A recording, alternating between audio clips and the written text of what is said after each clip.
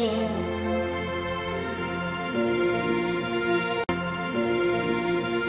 Por primera vez, sé que no es fácil. Sé que no es fácil venir a un lugar como este. Para muchas personas venir a un lugar como este significa romper con muchos prejuicios, con muchas ideas preconcebidas y equivocadas.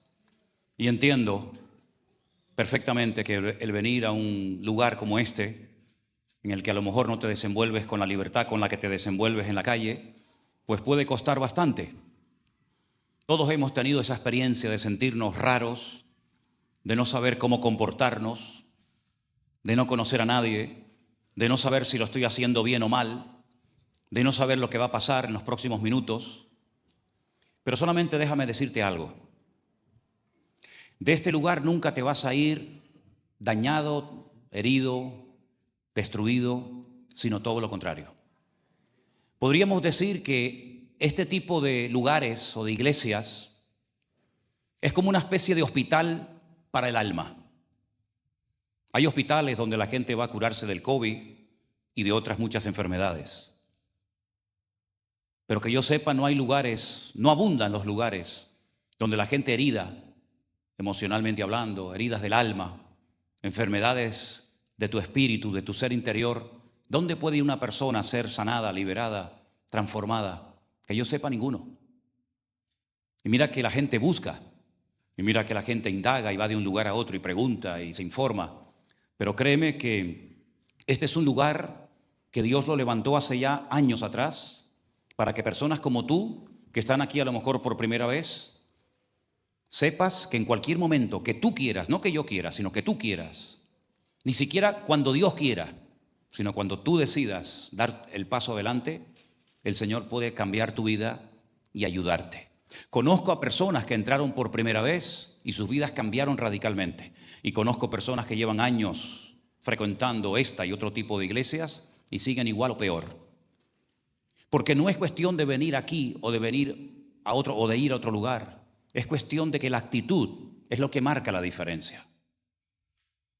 Incluso aunque estuviera el mismísimo apóstol Pablo parado detrás de este púlpito en esta noche, o incluso el mismísimo Jesucristo, si tu corazón no se pone en línea con la voluntad de Dios, no serviría absolutamente de nada. Prueba de ello que en los evangelios hay muchísimas personas, multitudes, miles de personas que le oyeron, le conocieron, vieron incluso sus obras, sus milagros, y no cambiaron.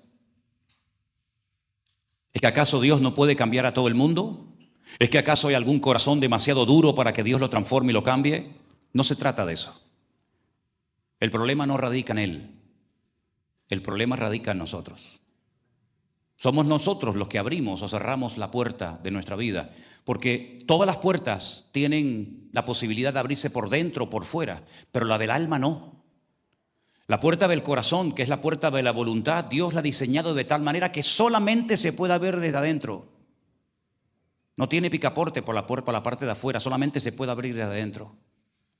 Y si tú no la quieres abrir, aunque Cristo esté golpeando esa puerta, aunque el Señor te esté hablando, Él no la va a abrir. No porque no pueda, sino porque hay unas reglas, si me permites, del juego. Hay unas reglas en el mundo espiritual. Hay muchas, Estoy pensando que algún día sería bueno dar un estudio de cuáles son las leyes o las reglas en el reino espiritual. Pero una de ellas es que Dios no viola la voluntad de nadie. Dios le da a todo el mundo una oportunidad en esta vida, a todos, aunque no te lo creas. Todo el mundo tendrá una oportunidad de cambio. Y conozco miles y miles de personas que han aprovechado su oportunidad y la han valorado y la han apreciado. Pero también conozco a muchas personas que no han querido doblar su corazón, quebrantarse delante de Dios, abrir en definitiva su voluntad a Dios. Y si me permites el comentario, así les va. Así los ves un año y otro año y te los encuentras de vez en cuando en esas casualidades de la vida, en el supermercado, en un centro comercial o en cualquier otro lugar, y cuando los ves simplemente mirándolo, te das cuenta de que esa vida no ha cambiado. Pero repito, no porque Dios no pueda cambiarle, sino porque en el fondo hay personas que no han cambiado porque no quieren cambiar. Y me costó mucho como pastor, sobre todo cuando empezaba y era más joven, Aceptar que hay gente que no quiere cambiar. Me costó muchísimo aceptar el hecho de que hay personas que escuchan el Evangelio, que conocen la Biblia, que creen en Dios, pero no quieren cambiar. Y es que algunas personas piensan que el mero hecho de creer en Dios ya lo cambia y lo arregla todo. Pues te equivocas rotundamente. Algunos de los que están sentados aquí en esta noche habéis creído en Dios durante toda vuestra vida y habéis tenido problemas que no han tenido ni los incrédulos ni los ateos. Y tu pregunta es, ¿y por qué? Dios tiene muchas formas de tratar con el corazón del ser humano, muchas. Él habla de muchas formas y de muchas maneras, porque no hay dos personas iguales. Cada persona es un mundo, ¿verdad? Y muchas veces las circunstancias, los problemas, las dificultades, los tropiezos de la vida son las herramientas que Dios utiliza para hablar a tu voluntad, para hablar a tu vida. Pero una de las cosas que tenemos que hacer, y este va a ser el estudio, creo que va a ser muy interesante, no se lo pierdan, el estudio que yo quiero compartir con todos ustedes el día jueves. Lo estoy preparando porque me ha llamado muchísimo la atención. No voy a hablar de esto, pero solamente les anticipo que leyendo una vez más hoy en el Antiguo Testamento hay 200 personas en una masa de miles, tal vez de millones de personas que dice que eran entendidos, expertos en la interpretación de los tiempos. No es que se habían perfeccionado en el mundo de la meteorología. No. Los tiempos espirituales, porque vas a ver que en hebreo hay varias palabras para referirse al tiempo. Y cuando la Biblia dice que, por ejemplo, los hijos de Isaacar eran entendidos en los tiempos, expertos en los tiempos, se refiere a los tiempos espirituales. Y dice, cuando ellos daban un consejo, todo Israel les hacía caso, porque no eran grandes guerreros, no tenían una puntería como otros en el ejército de David, no eran veloces, pero eran entendidos en los tiempos. Y yo creo que como nunca antes tú necesitas entender en qué tiempo de la vida nos encontramos y te encuentras. Porque hay un tiempo genérico para toda la humanidad. Y ahí vamos todos, en esa nave, en ese tren. Pero luego hay un tiempo individual para cada vida. ¿En qué tiempo de tu vida te encuentras? Hay distintas etapas y cada etapa tiene sus correspondientes características. Y hablando de características o de cualidades, de eso es de lo que yo quiero hablar en esta tarde. ¿Qué características o qué cualidades se tienen que manifestar en una persona que se llame cristiano? El domingo pasado, si ustedes prestaron atención, se leyó una parábola, una historia de dos personas que debían dinero, la famosa parábola de los dos deudores en Mateo capítulo 18.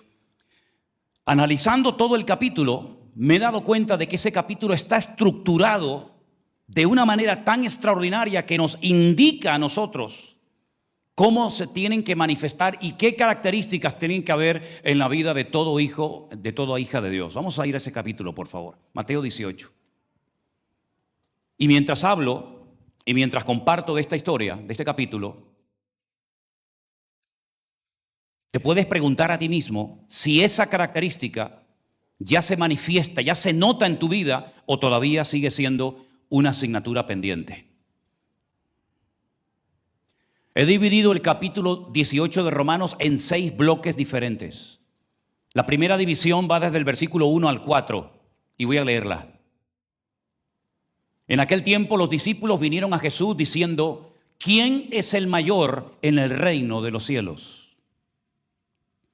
Y llamando Jesús a un niño, lo puso en medio de ellos. Y dijo, de cierto os digo, que si no os volvéis y os hacéis como niños, no entraréis en el reino de los cielos. Así que cualquiera que se humille como este niño, ese es el mayor en el reino de los cielos. La primera característica que tiene que comenzar a notarse, sí o sí, en la vida de todo creyente es la humildad, la dependencia de Dios. Las personas que más me hacen reír en esta vida, con los que mejor lo paso, es con los niños. Me hacen reír como ustedes no se imaginan. La inocencia de los niños, cuando mantienes una conversación con ellos, cuando le haces preguntas un tanto difíciles o retorcidas, como por ejemplo, ¿dónde está tu hermanito? Y me dice ahí, y me señala el vientre de su madre, y le digo, ¿y cómo entró ahí? Y entonces mira al padre o a la madre y se encoge de hombros como diciendo, no sé. ¿Y cuándo va a salir? Y entonces uno discute con el otro son conversaciones muy profundas, aunque sean de niños muy pequeños. Y me lo paso muy bien con ellos. Y es precisamente a un niño al que Jesús escoge para darles una lección que tenían que aprenderla toda la vida los discípulos. Y déjenme que les diga algo, creo que los discípulos se arrepintieron toda su vida de esta pregunta que nunca tenían que haberle hecho al Señor. ¿Quién va a ser el más grande, el más importante en el reino de los cielos? A veces cuando alguien te hace una pregunta, al momento te das cuenta el nivel de espiritualidad o de madurez que tiene. Créeme que es muchas veces así. Depende de qué pregunta te esté haciendo y con qué palabras o con qué términos te hace la pregunta, puedes más o menos darte cuenta de su nivel de madurez o su nivel de conocimiento bíblico que tiene o del cual carece. Y esta pregunta está totalmente fuera de lugar. Una persona madura, una persona que entiende las leyes del reino, jamás se preocuparía, jamás le preguntaría al Señor, ¿quién va a ser el más grande, el más importante en el reino de los cielos? Dice la Biblia que incluso una vez una madre que tenía dos hijos que eran discípulos de Cristo, le pidió el favor a Cristo de que cuando se sentaran en su reino lo pusiera a uno a la derecha y el otro lo pusiera a la izquierda, para que se notara que esos dos discípulos son mis hijos y que son personas muy importantes. Me da igual dónde pongas a Pedro, me da igual dónde pongas a Tomás, me da igual dónde estén los demás, pero yo lo que quiero es que a mis hijos se les vea, que salgan bien en la fotografía, que no salgan sus caras borrosas, que todo el mundo cuando mire diga, ah, mira, ese es el hijo de fulanita, el de la derecha, ah, mira, y el de la izquierda son hermanos y son hijos de esta hermana o de esta mujer. Eso es lo que la madre quería, que sus hijos no pasaran desapercibidos. Tú sabes que no hay nada peor en el reino de Dios, vamos a bajarlo al tema de la iglesia, que una persona que quiere utilizar el cargo o el puesto para figurar, para aparentar o para sacar beneficio propio. Eso es lo peor que se puede producir o manifestar en la vida de un creyente. El utilizar el puesto, el cargo, sea cual sea, lo que hago, para que la gente sepa que yo soy una persona importante y que cuando ustedes vean el culto en YouTube o en Facebook o donde sea, diga, ah, mira, ahí está mi hijo, ese es mi niño, esa es mi niña, ese es mi hermano. Realmente, si yo pudiera pasar 100% desapercibido, firmaría ahora mismo. Créanme sinceramente que hay momentos en los que me gustaría que nadie me conociera. Porque no hay nada peor que estar en el centro de mira de todo el mundo. No hay nada peor que la gente llegue a pensar que ese hombre, que esa persona, que esa mujer, que ese cantante, que ese predicador es el tapón del océano y que sin él o sin ella todo se va al traste. Eso es lo peor que nos puede pasar como cristianos. Por eso el primer punto lo he llamado la humildad. Y la humildad no es ser tonto. La humildad no es poner carita de bueno, de niño que nunca ha roto ningún plato. La humildad es un estilo de vida que caracterizó a nuestro Señor Jesucristo. Si alguien era humilde en esta vida, por supuesto también Moisés, del cual habla la Biblia, fue nuestro Señor Jesucristo. Él dijo, aprended de mí, que soy manso y humilde. La humildad es lo contrario, es lo opuesto a la arrogancia. ¿Sabes por qué hay gente que no ha cambiado? Te voy a decir por qué. No porque no hayan tenido la oportunidad, no porque no hayan recibido buenos consejos, sino que la soberbia y la arrogancia y el orgullo que llevan encima es tan tremendo que son víctimas de su propia naturaleza humana y caída y carnal. Y les impide pedir ayuda, les impide humillarse, les impide reconocer que sin Dios no somos nada y estamos perdidos. Son esclavos de su arrogancia, esclavos de su soberbia. Y algunos dicen que el primer pecado fue realmente el orgullo. Exactamente, Satanás se creyó superior a Dios. Pueden ver en la palabra de Dios cómo Satanás, un ser creado con todo tipo de limitaciones como cualquier criatura, se enalteció sobremanera y dice que quiso sentarse en el mismo trono de Dios, haciéndose pasar por Dios.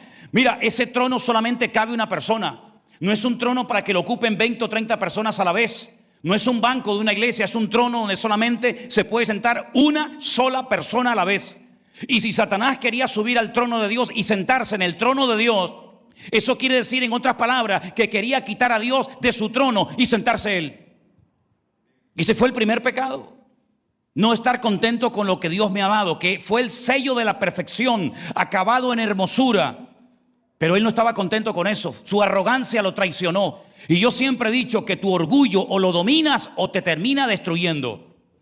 O tú controlas tu naturaleza caída y humana y pecaminosa, o serás una víctima toda tu vida, por muy guapo, por muy hermoso, por mucho prestigio o fama o patrimonio que tengas. Si tu orgullo te domina, tú eres un pobre desgraciado, que no vas a poder salir nunca de ese callejón sin salida en el que te has metido, no porque no se pueda, sino porque el orgullo cierra todas las puertas a cualquier posibilidad de cambio en tu alma y en tu corazón. Y por eso el Señor Jesucristo trajo al ser más dependiente que existe en esta vida, y es un niño. Porque un niño depende de sus padres para todo, para la ropa, para la comida, para su protección, absolutamente para todo. Y lo que no podemos nunca creer que nosotros ya hemos llegado a un nivel, a una estatura que ya no necesitamos de Dios para nada.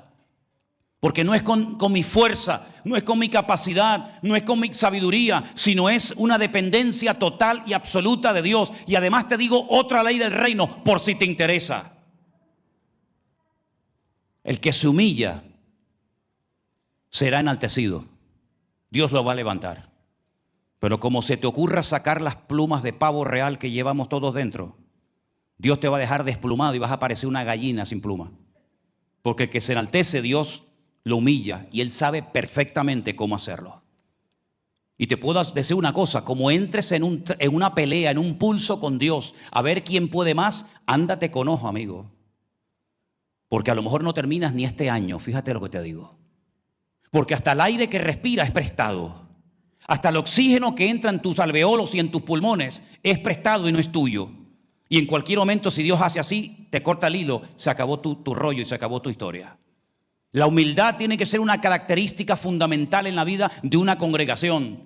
Por muy bendecida, por muy próspera, por muy grande o por muy importante que sea, en el momento en el que se nos pone, digamos, la arrogancia en el camino y nos dejamos seducir o arrastrar por ella, somos hombres muertos. Mantengamos siempre los pies en la tierra y la mente en la presencia de Dios. Porque la humildad es una de las características fundamentales de un siervo de Dios y de una iglesia verdadera del Señor Jesucristo. No estés nunca en una iglesia, no estés nunca bajo la cobertura de un pastor soberbio y arrogante que no se deja tratar y cambiar por el Señor. Sal corriendo de ese lugar, porque los orgullosos producen orgullosos, los soberbios producen soberbios, pero la gente en un lugar donde aprenden a depender de Dios, aprenden a crecer y a madurar en los caminos del Señor. ¿Cuántos dicen amén?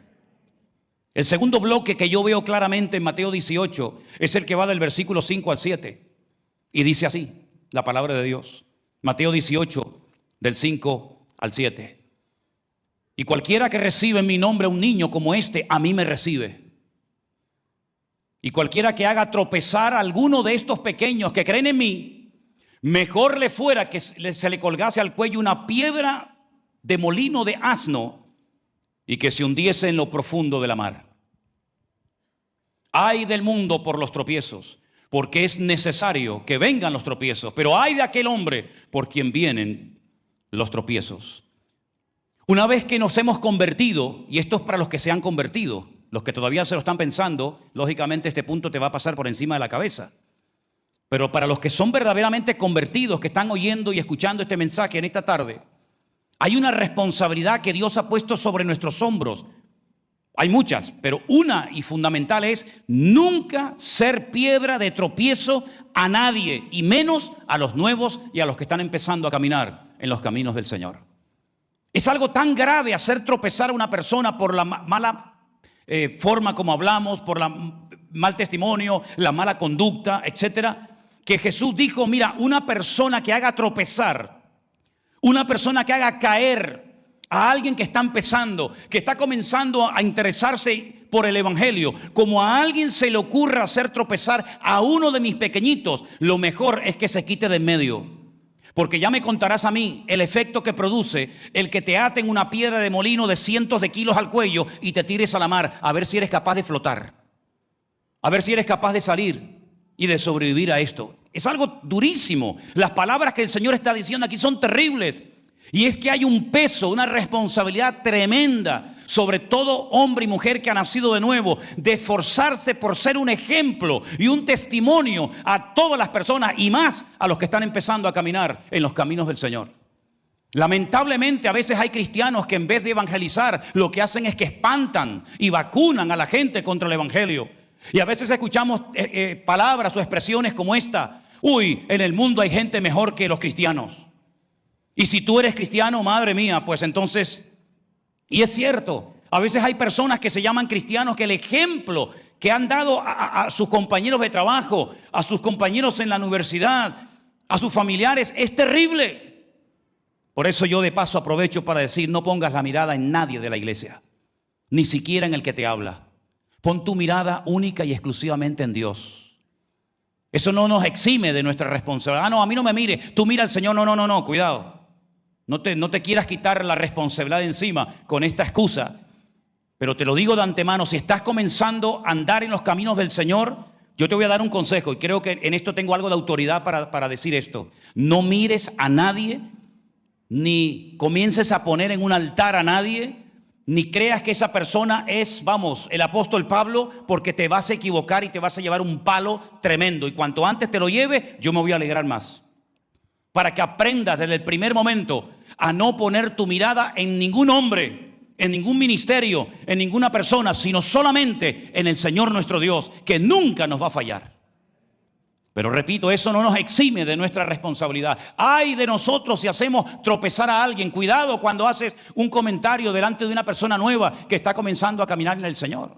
Cuidado cuando opines. Cuidado cuando tomes alguna decisión que puedes arrastrar a una persona inmadura, una persona que recién está creciendo en los caminos del Señor. Porque hay conversaciones de adultos y hay conversaciones de niños. Siempre fue así. Yo me acuerdo cuando era pequeño, ya eso ya ha pasado la historia, pero cuando yo era pequeño se decía: cuando los adultos, cuando los mayores hablan, los niños se callan. Bueno, ya eso es una frase del siglo XIX, porque ya hoy en día cuando hablan los niños, los padres se callan, ¿no? Pero en mi época era así. Y hoy en día los hijos mandan a callar a los padres. Es una cosa increíble, pero es así. Pero estamos hablando en términos espirituales, ¿sí? En términos espirituales, la responsabilidad que Dios ha puesto sobre nuestra vida es enorme.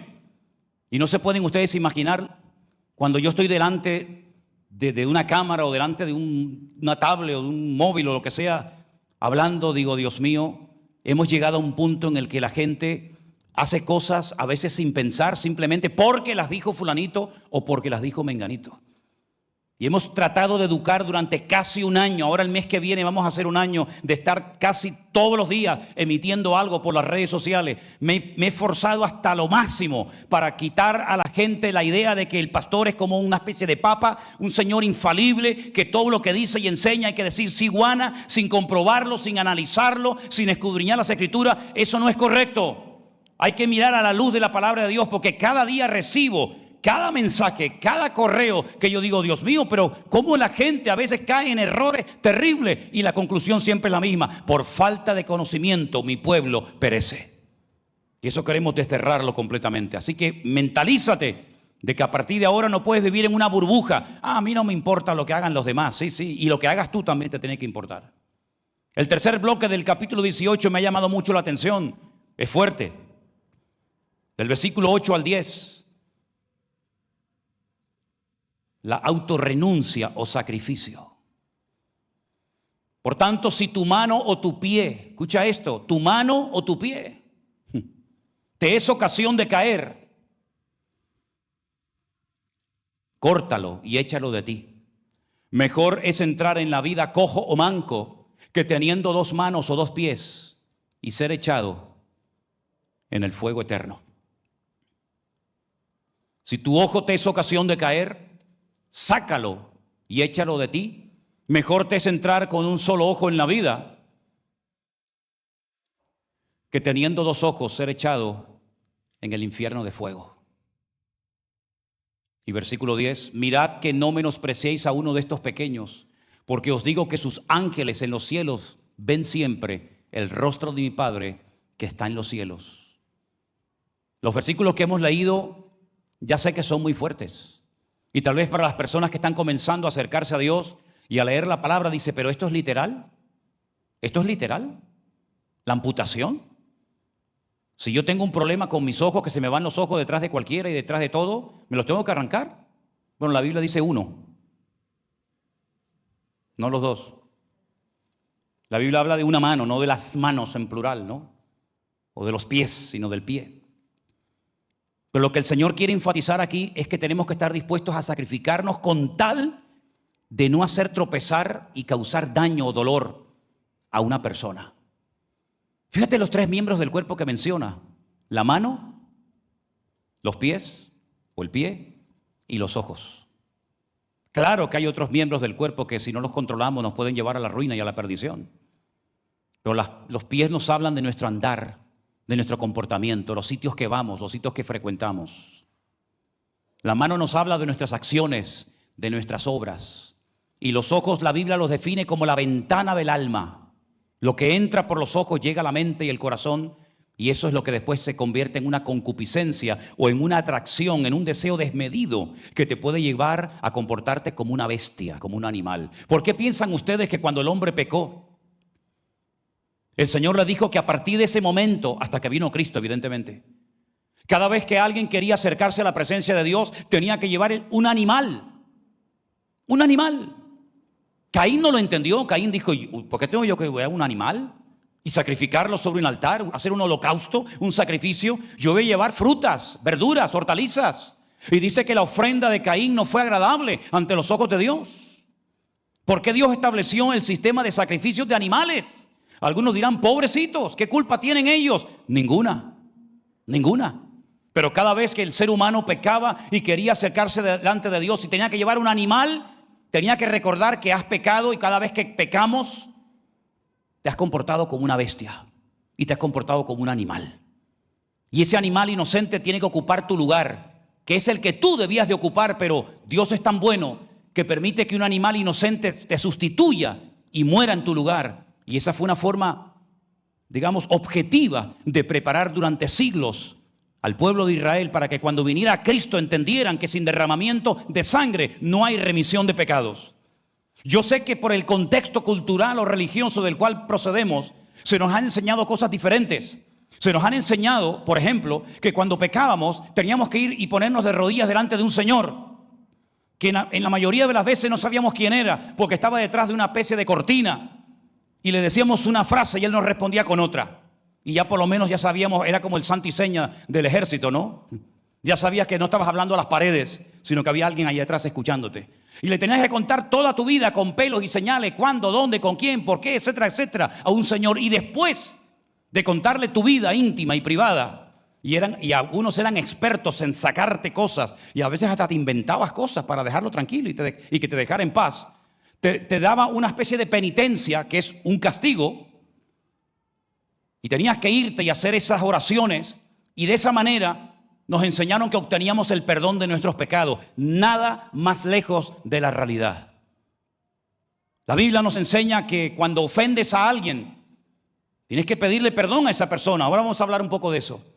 Pero tus pecados tú no se los tienes que contar a nadie, porque nadie te puede perdonar tus pecados sino solamente Dios. Solamente Dios puede perdonar tus pecados, y tú sabes cuáles son tus pecados, aunque nadie lo sepa o no se los hayas contado a nadie. Pero cuando tú quieras arrepentirte, el día que tú quieras arrepentirte de verdad, de corazón, de tus pecados, pídele perdón a Dios y cuéntale tu vida y abre tu corazón delante de Él, no delante de nadie más. Y entonces Él, que es amplio en perdonar, te perdonará y olvidará para siempre tus pecados y los arrojará a lo profundo de la mar, y podrás vivir en paz y en libertad todos los días de tu vida. Pero eso no significa de que si hay cosas en mi vida que yo tengo que cortar para mantenerme en victoria y no seguir pecando, tengo que estar dispuestas a cortarlas. A veces hay una amistad que más que ayudarte lo que te está haciendo es empeorar. A veces hay una relación, a veces hay algo que te está envenenando tu forma de ser. Hay gente que dice, oye, ¿cómo ha cambiado este chico, no? ¿Cómo ha cambiado esta muchacha? ¿Cómo ha cambiado esta persona desde que está con este o con aquel, o va aquí o va allá? Eso es lo que la Biblia nos habla. A eso apunta la enseñanza. Estar dispuestos a cortar, a sacrificar algo que me atrapa, que me ama, que me domina, por amor a Dios. No por imposición, no para sentirme orgulloso delante de Dios, sino que porque amo tanto a Dios, estoy dispuesto a renunciar a una amistad tóxica que me está perjudicando, a un noviazgo que no es de Dios, sino huele a carne por todos los lados, a una relación, a un lugar, a un trabajo. Miles de ejemplos podríamos poner que lo que están haciendo es destruirte, aunque no te des cuenta, porque generalmente el que se está autodestruyendo o dejándose destruir es el último en enterarse. Por eso, mis queridos hermanos, qué importante es decirle al Señor: Señor, enséñame a sacrificarme por ti, como tú te sacrificaste 100% por mí. Pero hay gente que lo quiere tener todo, lo bueno, lo malo, lo de Dios, lo del diablo, un poco de horóscopo, un poco de Biblia, un poco de esto, y así esas mezclas no funcionan. Alguna gente dice: pero es que Dios es muy radical. Bueno, yo me alegro que te hayas dado cuenta. Efectivamente, Dios es tremendamente radical, no se anda con medias tintas. Si algo en tu vida te está produciendo daño y te está llevando a la ruina, córtalo antes de que sea demasiado tarde. La siguiente clasificación o grupo de versículos me llama muchísimo la atención, abarca del versículo 11 al 14 y dice la palabra de Dios así: porque el Hijo del Hombre, es decir, el Señor Jesucristo, ha venido para salvar lo que se había perdido. ¿Qué os parece si un hombre tiene 100 ovejas y se descarría una de ellas? ¿No deja las 99 y va por los montes a buscar la que se había descarriado? Y si acontece que la encuentra, de cierto os digo que se regocija más por aquella que por las 99 que no se descarriaron. Así no es la voluntad de vuestro Padre que está en los cielos que se pierda uno de estos pequeñitos. La proporción es 99-1. Alguien podría decir: pero ¿merece la pena comenzar a andar por valles, por montes en la oscuridad de la noche, con los peligros que eso conlleva? Porque este texto bíblico, hoy en día, pues digamos que el panorama, el ambiente ha cambiado, pero en los tiempos de la Biblia, como ustedes saben perfectamente, había en la tierra de Israel leones, hoy en día ya no hay. Había osos, hoy en día no existen en Israel. Pero en los tiempos de la Biblia, y lo sabemos por el rey David, por ejemplo, los peligros de un pastor eran enormes. Lobos, leones, osos. Merece la pena por una. Si me dijeras que he perdido 99 y me he quedado con una, pues hombre, pues sí. Pero al fin y al cabo, por una, jugarme la vida. La Biblia dice que el buen pastor está dispuesto a dejar la 99 en el aprisco, en el redil, y buscar a la perdida. Y cuando la encuentra, se regocija. ¿Y de qué nos habla esta parábola? Por supuesto, del amor de Dios, que lo oíamos el día jueves. Pero nos habla acerca de que el cuidado de Dios es un cuidado personal, individualizado. En otras palabras, tú no eres uno en la masa que pasa desapercibido, y si Cristo estuviera aquí esta tarde, mira así a todos los que somos y a lo mejor a ti ni te mira. No, este es el concepto humano. Pero el concepto divino, cuando uno conoce a Dios, uno sabe que no hay ni una sola vida, ni una sola alma que pase desapercibida ante los ojos de Dios. Todos somos importantes, amados y queridos por nuestro Dios. Tal vez tú no has pensado en Dios, pero eso no significa de que Dios no ha pensado en ti. Tal vez tú nunca has buscado a Dios de corazón, pero eso no significa que Dios no te haya buscado a ti casi desde el vientre de tu madre. Prueba de ello que si estás aquí, no es por casualidad, es porque Dios te trajo de una u otra manera, utilizando las circunstancias, etcétera, etcétera.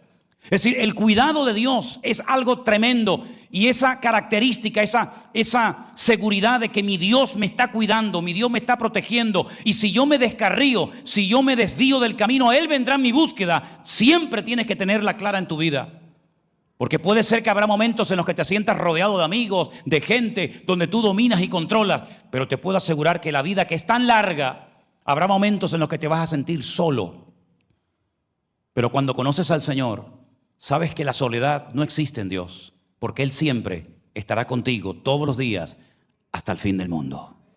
Aunque hayas ido recientemente a un cementerio a enterrar a tu padre, a tu madre, a un ser querido, a un hijo, Él nunca te abandonará.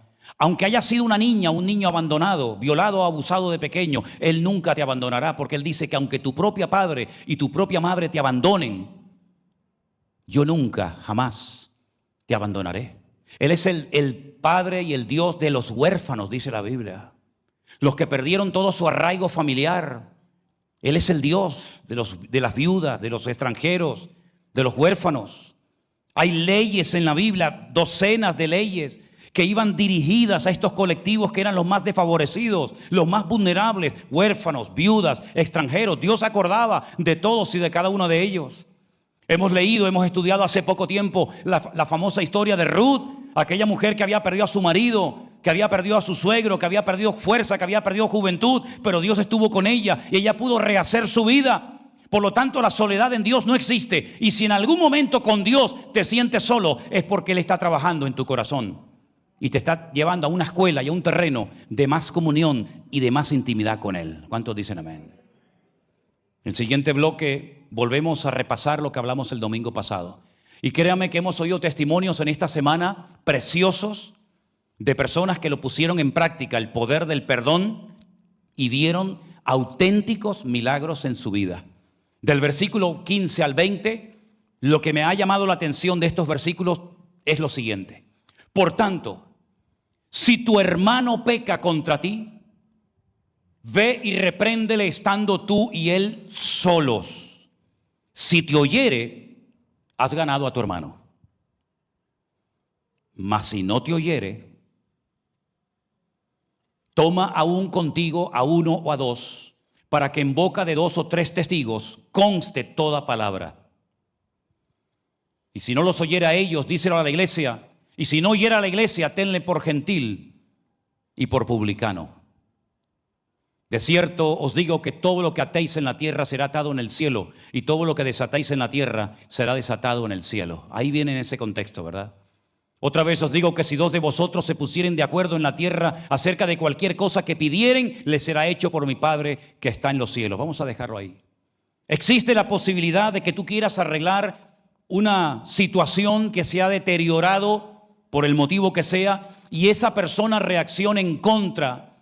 Esa persona no acepte tu perdón. Esa persona no le interese restaurar la relación. Existe esa posibilidad, hermanos. Mentalízate de que en el reino de Dios no todo es jijí, jajá, flores y alegrías, sino que a veces te puede llevar un palo tremendo por parte de un hermano o de una hermana con la cual quieres llevarte bien, con la cual quieres arreglar la situación. Te has acercado en privado sin que nadie lo sepa, con humildad, con un corazón sincero a pedirle perdón, y no quiere.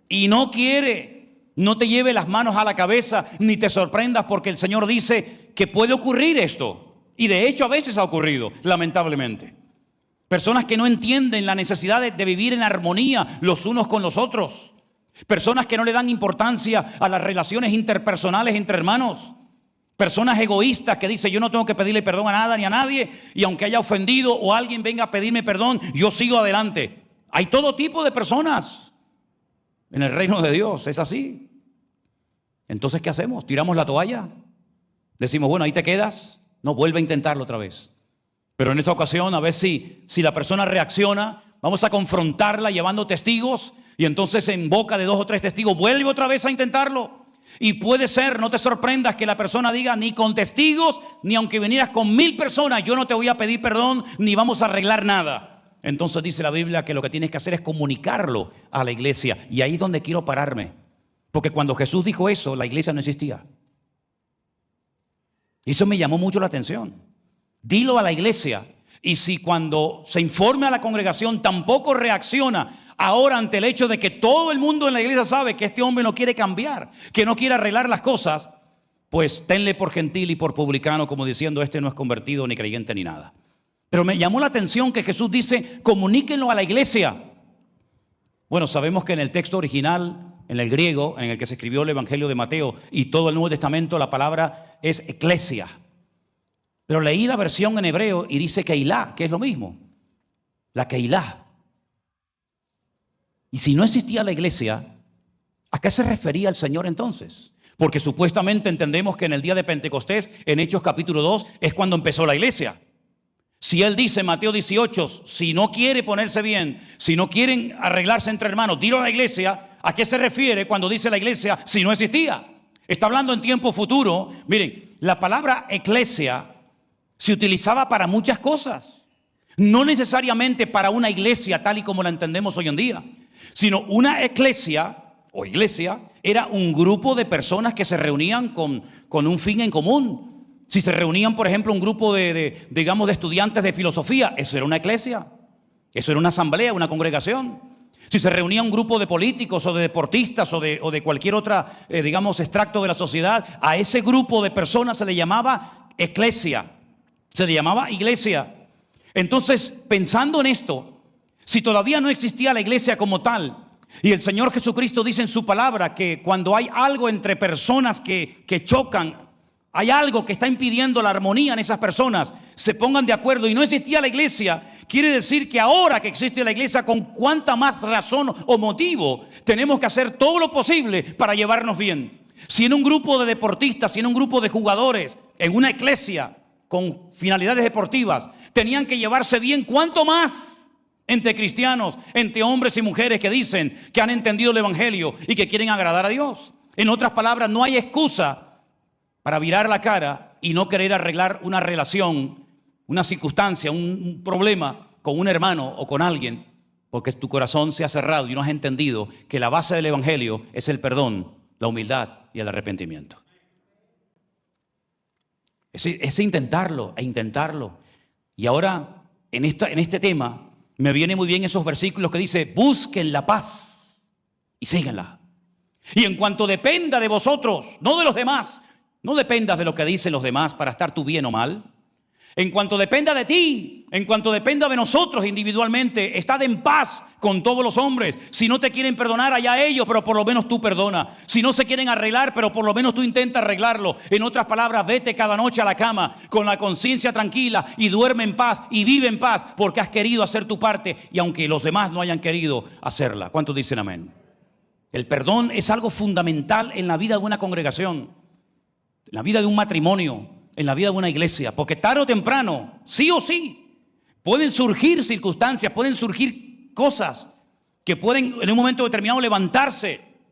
El marido contra la esposa, los hijos contra los padres o viceversa. Y como cristianos tenemos que saber de antemano cómo puedo solucionar un problema, un mal ambiente, una mala atmósfera contaminada en la casa, en la iglesia, en el grupo de jóvenes, en los niños. ¿Cómo tenemos que reaccionar con algo que es un antídoto extraordinario y que rompe toda atadura espiritual, que rompe toda maldición, y es el pedir perdón delante de Dios y delante de los hombres? Eso cambia todo, la atmósfera, el ambiente, derrite el corazón más duro. Nunca nos olvidemos de que el cristiano tiene que vivir perdonando y pidiendo perdón constante y permanentemente. ¿Cuántos dicen amén? Pero no solamente pedimos perdón de una forma mecánica o religiosa, sino que el último bloque de este capítulo 18 es la famosa parábola que leímos la semana pasada, la parábola de los dos deudores. Y permítame que se las vuelva a leer nuevamente, porque aquí está no solamente el principio del perdón, sino el espíritu, la actitud con la que yo tengo que vivir perdonando y pidiendo perdón. El reino de los cielos es semejante a un rey que quiso hacer cuentas con sus siervos. Y comenzando a hacer cuentas, le fue presentado uno que le debía 10,000 talentos. Como dijimos el domingo pasado, una fortuna. Esto no hay quien lo pague. Un talento son 45 kilos. Multiplica por 10,000. Imagínate la fortuna que le debía. Yo no sé cómo llegó a esta barbaridad. Yo no sé si se durmió. Yo no sé si pensaba que nunca tendría que rendirle cuentas a nadie, como hay algunos que piensan que no le tendrán que rendir nunca cuentas a Dios. Pues se equivocan. Llegó el momento en el que el rey dijo: ven para acá, ¿esto cómo lo vamos a arreglar? Tú me debes a mí 10,000 talentos. Y entonces el que le debía, como no pudo pagar, ordenó su señor venderle y a su mujer y a sus hijos y todo lo que tenía para que le pagase la deuda. Era algo común en la época. Si no me puedes pagar, te vendo a ti, a tu mujer y a tus hijos como esclavo y por lo menos recupero algo de la deuda, ¿verdad? Si vas a perder todo de la noche a la mañana, te cancelo todas las cuentas, te quito todo el patrimonio, te reviento a la familia. En otras palabras, te destruyo la vida. Porque como me debes y no puedes pagarme, yo soy dueño de tu vida. Pero entonces, ¿cómo reaccionó el siervo? Postrado, se puso de rodillas, suplicaba diciendo: Señor, ten misericordia conmigo, que yo te lo pagaré todo. Y el señor de aquel siervo, movido a misericordia, le soltó y le perdonó toda la deuda. Ahora, una cosa es que lo suelte y le diga, está bien, págame todos los meses una cantidad. No hizo eso. Lo soltó y le perdonó la deuda. Pero saliendo aquel siervo halló a uno de sus consiervos que le debía 100 denarios. Una minudencia, algo ridículo, algo insignificante en comparación con lo que se le acababa de perdonar. Y haciendo de él le ahogaba diciendo, págame lo que me debes. Es la misma historia, pero le hemos dado la vuelta a la moneda.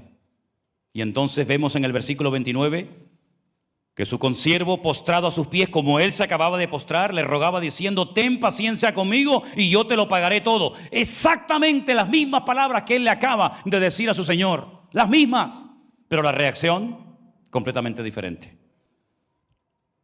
Mas él no quiso, sino fue y lo echó en la cárcel hasta que pagase la deuda. Le arruinó la vida. Le arruinó la vida. Lo mete en la cárcel hasta que le pague toda la deuda. ¡Qué crueldad! Cuando te acaban de perdonar a ti 10,000 talentos. Cuando te acaban a ti de salvar y cambiar la vida. Y tú has salido y has cogido por el cuello, has cogido por la camisa a un pobre hombre que te ha rogado como tú le acabas de rogar al otro. Y en vez de aplicar el perdón y tener misericordia y compasión como han tenido contigo, has sido tan tirano, tan cruel, tan mala persona que le has metido en la cárcel a un padre de familia y le has destrozado la vida. Viendo sus consiervos lo que pasaba, versículo 31, se entristecieron mucho. Su actitud trajo tristeza a todos sus compañeros. Y fueron y refirieron a su señor todo lo que había pasado. Qué tremendo. Entonces llamándole su señor le dijo, siervo malvado, toda aquella deuda te perdoné. Toda aquella deuda te perdoné. Porque me rogaste. ¿No debías tú también tener misericordia de tu consiervo como yo tuve misericordia de ti? Entonces su señor enojado le entregó a los verdugos hasta que pagase todo lo que le debía. Este no salió nunca más de la cárcel, condenado a morir en la cárcel. Porque si cuando eras libre no me pudiste pagar, ahora que estás en la cárcel menos todavía. Así también mi Padre Celestial hará con vosotros si no perdonáis de todo corazón, no de dientes para afuera, de todo corazón, de verdad. Cada uno a su hermano sus ofensas. Es increíble. En otras palabras, ¿qué es lo que espera Dios de nosotros? Lo que Dios espera de nosotros es que nos comportemos con los demás como Él se comportó con nosotros. Eso se llama misericordia. Haz y haz tú lo mismo. El botón de muestra, el ejemplo, ya lo tenemos claro en la Biblia. Si tú dices, bueno, yo quiero saber cómo tengo que vivir, cómo tengo que comportarme, cómo tengo que reaccionar ante diferentes circunstancias y situaciones de la vida, léete Mateo, Marcos, Lucas y Juan. Ahí tienes la biografía de Cristo. Y te va a ayudar una barbaridad para saber ser un buen padre, un buen hijo, una buena mujer. Para saber cómo tienes que orar, cómo tienes que perdonar, cómo tienes que ofrendar, cómo tienes que hacer todo en la vida. Ahí lo tienes todo. Y ese espíritu, esa letra, tiene un espíritu, tiene una vida que tienes que interiorizarla para que seas una buena persona. Pero no una buena persona para presumir de que eres una buena persona, sino una buena persona cambiada y transformada por el poder de Cristo que mora en ti. No porque nosotros seamos buenos, porque bueno solamente hay Dios, ¿verdad? Pero si tú le permites a Cristo vivir dentro de tu cuerpo, hay muchas personas que han abierto su cuerpo, su mente, sus venas, su ser, lo han abierto a sustancias y a sensaciones y a cosas que nunca tenían que haber probado, que nunca tenían que haber prestado su cuerpo para que el mundo experimentara en ti. Pues de la misma manera que a veces nos hemos abierto en la vida a cosas que al final nos pasaron factura. Y como dice Pablo en la carta a los Romanos, ¿qué fruto te queda de aquellas cosas de las cuales ahora te da vergüenza hablar? ¿Qué fruto te queda de aquellos pecados que cometiste? ¿Qué fruto, qué resultado tienes? ¿Qué cosas positivas te quedaron de aquellas cosas que hiciste con tu cuerpo? Dice Pablo, así como presentaste los miembros de tu cuerpo para el pecado, presenta ahora esos miembros para glorificar, para honrar y para servir a Dios. Y eso es el espíritu del Evangelio. Por eso una cosa es ser un religioso. Tengo que perdonar, tengo que orar, tengo que leer la Biblia, tengo que congregarme. Está bien todo eso. Pero ¿qué es lo que te motiva a venir aquí? ¿El cumplir? El espíritu religioso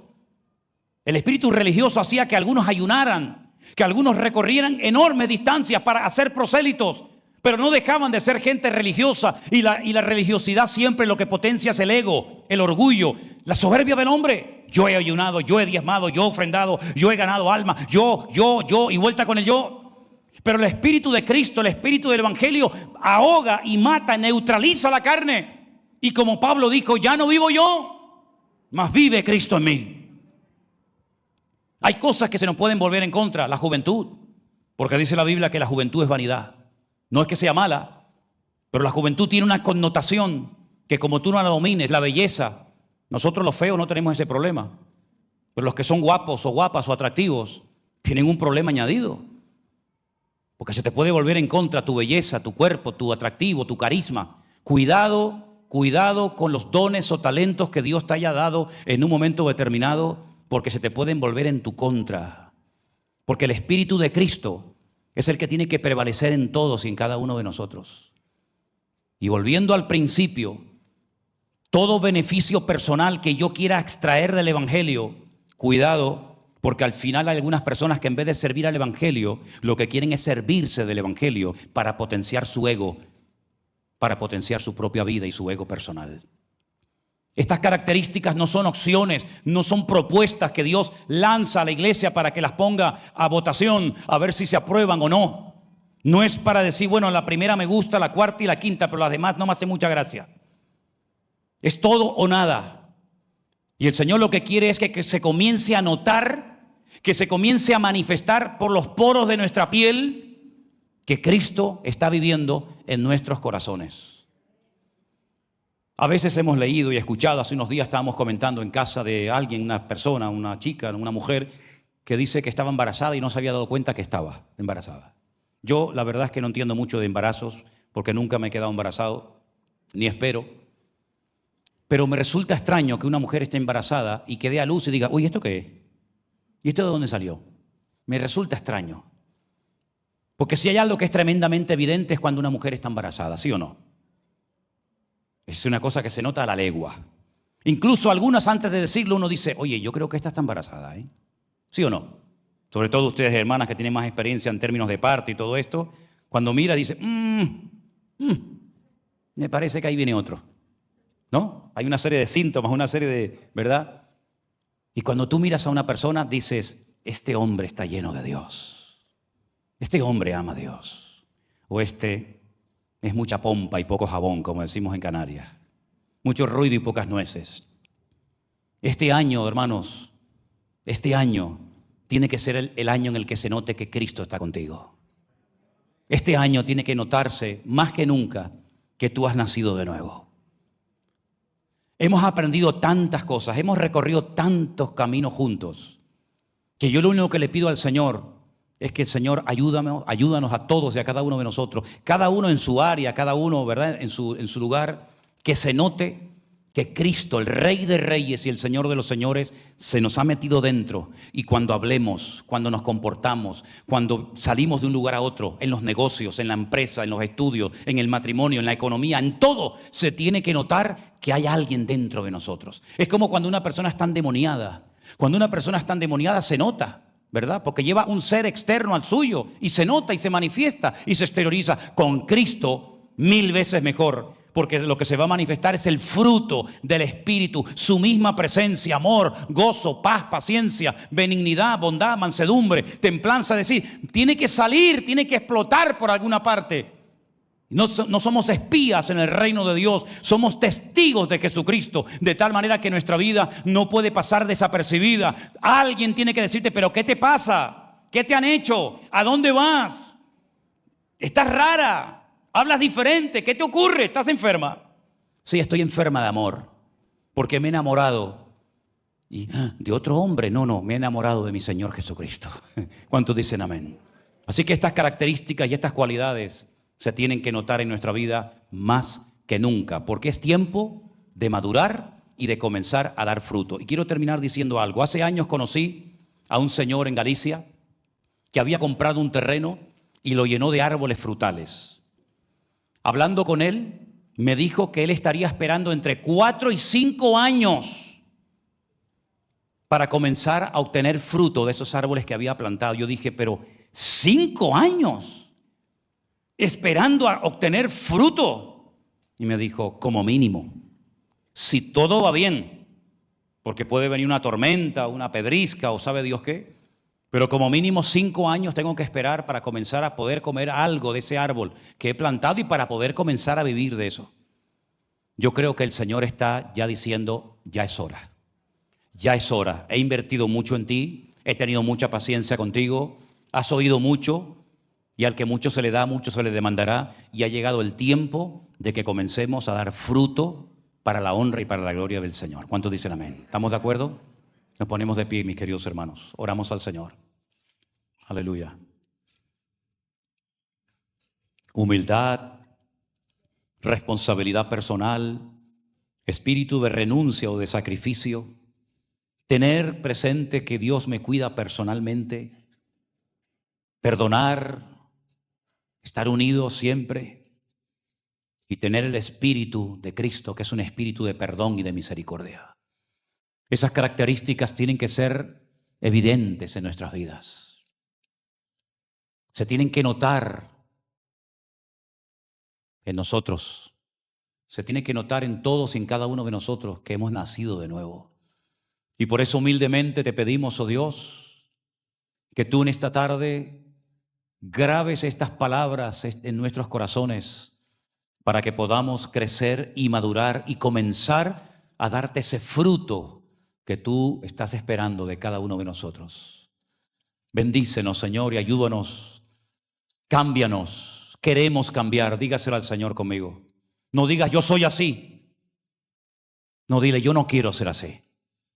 Yo quiero ser como tú, Señor. Es que mi carácter me traiciona, pues entrégaselo a Cristo. Es que se me van los ojos, entrégaselo a Cristo. Haz pacto con tus ojos, como dice la Biblia que Job hizo con el Señor. Es que todavía el mundo me atrae, pues rompe esas ataduras con el mundo. Pon tu mirada en Cristo y síguele a Él, y tu vida será una bendición para todas las personas que te conocen y te rodean. Bendito sea tu nombre. Dígaselo al Señor en esta tarde. Cambia mi vida, Señor. Cambia mi corazón, Señor. Cambia mi mente, Dios mío. Fluye a través de mí, Señor. Fluye a través de mi vida, Señor. Y que comiencen a notarse esos frutos, esa madurez, ese crecimiento espiritual, que comiencen, Señor, a fluir en mi vida. Porque yo quiero, Señor, cambiar y quiero conocerte y servirte cada día mejor. Aleluya. Porque yo quiero, Señor, agradarte. Quiero que estés orgulloso, contento conmigo. Úsame, Señor. Aleluya. Sí, mi Señor. Sí, mi Señor. Aleluya. Oh, gloria a Dios.